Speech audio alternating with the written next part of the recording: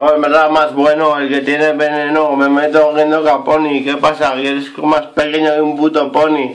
Eres un hijo de puta pedrasta, mayor de saturado, es que causa sensación de vivir. ¿Qué pasa? Pues lo vas a escribir también, ¿o qué? Hijo de puta pedrasta, maricón, hijo de puta cabrón. No puedes conmigo ni en Aragón, ni en Gijón, ni en conexión. Te voy a meter tantas hostias que te van a aparecer y te acaban de bautizar. Cabrón, ¿vas a comulgar o qué? ¿O tienes miedo a que te den la hostia de tu vida? Dará por perdida por una puta homicida contra mí, meterse contra este en sí es como ser un puto suicida, un homicida. ¿Qué pasa? Que no puedes comer mierda porque arrasa. Sorprendo desde siempre, pues desde siempre soy bueno y mi mierda ya no sorprende. Así lo hago simplemente porque lo aprendo.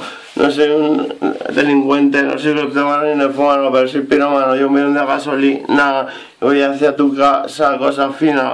Son los ganas de San Juan y tú eres el Don Juan. ¿Qué pasa? Lo demás, imagínatelo, que tu casa empieza a arder, al polvo a morder. ¿Qué pasa? No lo puedes controlar, no lo puedes devolver. Te voy a humillar, te voy a hacer carecer de sentido lógico, clásico, mágico, fantástico.